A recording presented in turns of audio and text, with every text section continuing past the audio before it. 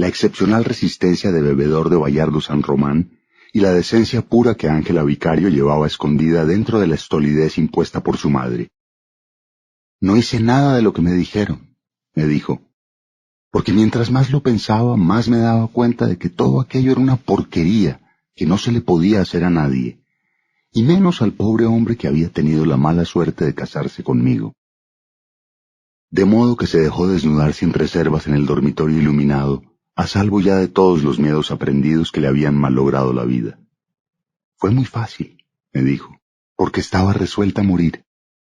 La verdad es que hablaba de su desventura sin ningún pudor, para disimular la otra desventura, la verdadera, que le abrazaba las entrañas.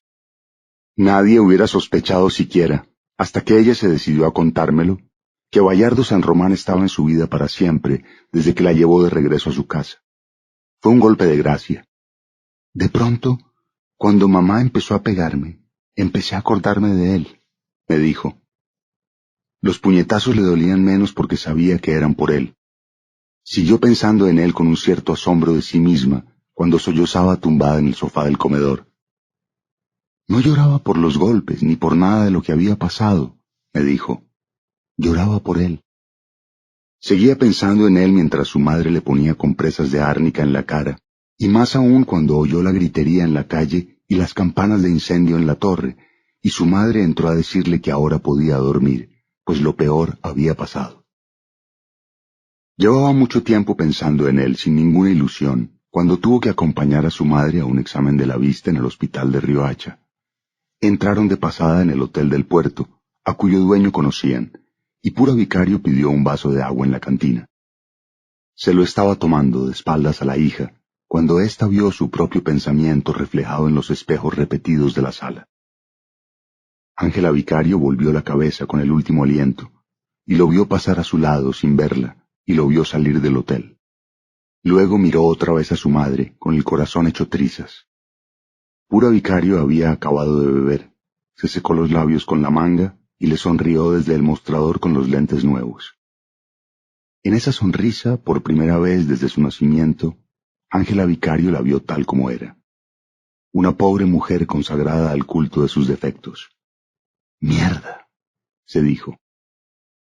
Estaba tan trastornada que hizo todo el viaje de regreso cantando en voz alta y se tiró en la cama a llorar durante 3 días. Nació de nuevo. Me volví loca por él, me dijo, loca de remate. Le bastaba cerrar los ojos para verlo, lo oía respirar en el mar, la despertaba a medianoche el fogaje de su cuerpo en la cama. A fines de esa semana, sin haber conseguido un minuto de sosiego, le escribió la primera carta. Fue una esquela convencional, en la cual le contaba que lo había visto salir del hotel y que le habría gustado que él la hubiera visto. Esperó en vano una respuesta. Al cabo de 2 meses, cansada de esperar, le mandó otra carta en el mismo estilo sesgado del anterior, cuyo único propósito parecía ser reprocharle su falta de cortesía. 6 meses después había escrito 6 cartas sin respuestas, pero se conformó con la comprobación de que él las estaba recibiendo. Dueña por primera vez de su destino, Ángela Vicario descubrió entonces que el odio y el amor son pasiones recíprocas. Cuantas más cartas mandaba, más encendía las brasas de su fiebre, pero más calentaba también el rencor feliz que sentía contra su madre. Se me revolvían las tripas de solo verla, me dijo, pero no podía verla sin acordarme de él. Su vida de casada de vuelta seguía siendo tan simple como la de soltera, siempre bordando a máquina con sus amigas, como antes hizo tulipanes de trapo y pájaros de papel, pero cuando su madre se acostaba, permanecía en el cuarto escribiendo cartas sin porvenir hasta la madrugada. Se volvió lúcida, imperiosa, maestra de su albedrío, y volvió a ser virgen solo para él, y no reconoció otra autoridad que la suya, ni más servidumbre que la de su obsesión. Escribió una carta semanal durante media vida. A veces no se me ocurría qué decir, me dijo muerta de risa, pero me bastaba con saber que él las estaba recibiendo. Al principio fueron esquelas de compromiso, después fueron papelitos de amante furtiva, billetes perfumados de novia fugaz, memoriales de negocios, documentos de amor, Y por último, fueron las cartas indignas de una esposa abandonada que se inventaba enfermedades crueles para obligarlo a volver. Una noche de buen humor, se le derramó el tintero sobre la carta terminada, y en vez de romperla le agregó una postdata. En prueba de mi amor, te envío mis lágrimas. En ocasiones, cansada de llorar, se burlaba de su propia locura. 6 veces cambiaron la empleada del correo, y 6 veces consiguió su complicidad. Lo único que no se le ocurrió fue renunciar. Sin embargo, él parecía insensible a su delirio. Era como escribirle a nadie. Una madrugada de vientos, por el año 10, la despertó la certidumbre de que él estaba desnudo en su cama. Le escribió entonces una carta febril de 20 pliegos, en la que soltó sin pudor las verdades amargas que llevaba podridas en el corazón desde su noche funesta. Le habló de las lacras eternas que él había dejado en su cuerpo, de la sal de su lengua, de la trilla de fuego de su verga africana. Se la entregó a la empleada del correo, que iba los viernes en la tarde a bordar con ella para llevarse las cartas, y se quedó convencida de que aquel desahogo terminal sería el último de su agonía. Pero no hubo respuesta. A partir de entonces ya no era consciente de lo que escribía, ni a quién le escribía a ciencia cierta, pero siguió escribiendo sin cuartel durante 17 años. Un mediodía de agosto, mientras bordaba con sus amigas, sintió que alguien llegaba a la puerta. No tuvo que mirar para saber quién era. Estaba gordo y se le empezaba a caer el pelo, y ya necesitaba espejuelos para ver de cerca, me dijo. Pero era él, carajo, era él. Se asustó porque sabía que él la estaba viendo tan disminuida como ella lo estaba viendo a él, y no creía que tuviera dentro tanto amor como ella para soportarlo. Tenía la camisa empapada de sudor, como la había visto la primera vez en la feria, y llevaba la misma correa y las mismas alforjas de cuero descosido con adornos de plata. Bayardo San Román dio un paso adelante, sin ocuparse de las otras bordadoras atónitas, y puso las alforjas en la máquina de coser. Bueno, dijo, aquí estoy. Llevaba la maleta de la ropa para quedarse, y otra maleta igual con casi 2000 cartas que ella le había escrito. Estaban ordenadas por sus fechas, en paquetes cosidos con cintas de colores y todas sin abrir. Durante años no pudimos hablar de otra cosa. Nuestra conducta diaria, dominada hasta entonces por tantos hábitos lineales, había empezado a girar de golpe en torno de una misma ansiedad común. Nos sorprendían los gallos del amanecer tratando de ordenar las numerosas casualidades encadenadas que habían hecho posible el absurdo, y era evidente que no lo hacíamos por un anhelo de esclarecer misterios, sino porque ninguno de nosotros podía seguir viviendo sin saber con exactitud cuál era el sitio y la misión que le había asignado la fatalidad. Muchos se quedaron sin saberlo. Cristo Bedoya, que llegó a ser un cirujano notable, no pudo explicarse nunca por qué se dio al impulso de esperar 2 horas donde sus abuelos hasta que llegara el obispo, en vez de irse a descansar en la casa de sus padres, que lo estuvieron esperando hasta el amanecer para alertarlo. Pero la mayoría de quienes pudieron hacer algo por impedir el crimen, y sin embargo no lo hicieron, se consolaron con el pretexto de que los asuntos de honor son estancos sagrados a los cuales solo tienen acceso los dueños del drama. La honra es el amor, le oía decir a mi madre. Hortensia Baute, cuya única participación fue haber visto ensangrentados 2 cuchillos que todavía no lo estaban, se sintió tan afectada por la alucinación que cayó en una crisis de penitencia, y un día no pudo soportarla más y se echó desnuda a las calles. Flora Miguel, la novia de Santiago Nazar, se fugó por despecho con un teniente de fronteras que la prostituyó entre los caucheros de Vichada. Aura Villeros, la comadrona que había ayudado a nacer a 3 generaciones, sufrió un espasmo de la vejiga cuando conoció la noticia, y hasta el día de su muerte necesitó una sonda para orinar.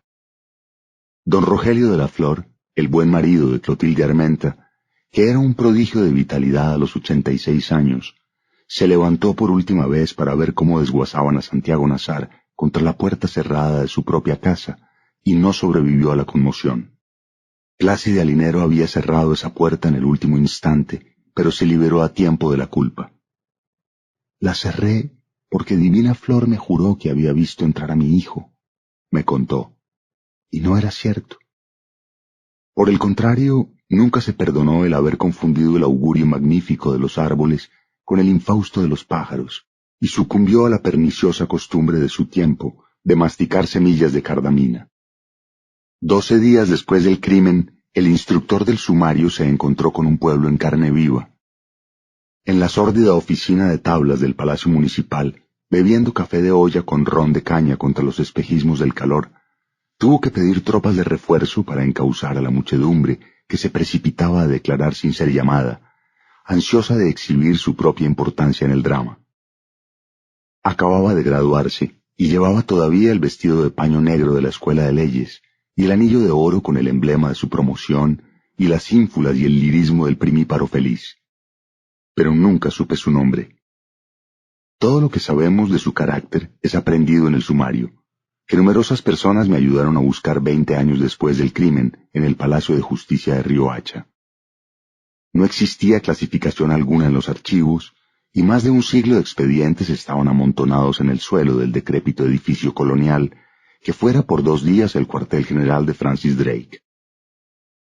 La planta baja se inundaba con el mar de leva, y los volúmenes descosidos flotaban en las oficinas desiertas. Yo mismo exploré muchas veces con las aguas hasta los tobillos aquel estanque de causas perdidas, y sólo una casualidad me permitió rescatar al cabo de 5 años de búsqueda unos 322 pliegos salteados de los más de 500 que debió de tener el sumario. El nombre del juez no apareció en ninguno, pero es evidente que era un hombre abrazado por la fiebre de la literatura. Sin duda había leído a los clásicos españoles y algunos latinos, y conocía muy bien a Nietzsche, que era el autor de moda entre los magistrados de su tiempo. Las notas marginales, y no solo por el color de la tinta, parecían escritas con sangre. Estaba tan perplejo, con el enigma que le había tocado en suerte, que muchas veces incurrió en distracciones líricas contrarias al rigor de su ciencia.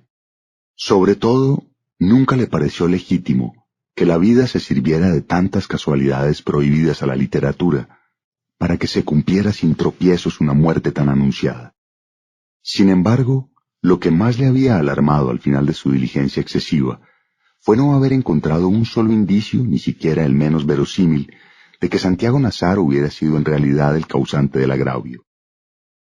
Las amigas de Ángela Vicario, que habían sido sus cómplices en el engaño, siguieron contando durante mucho tiempo que ella las había hecho partícipes de su secreto desde antes de la boda, pero no les había revelado ningún nombre.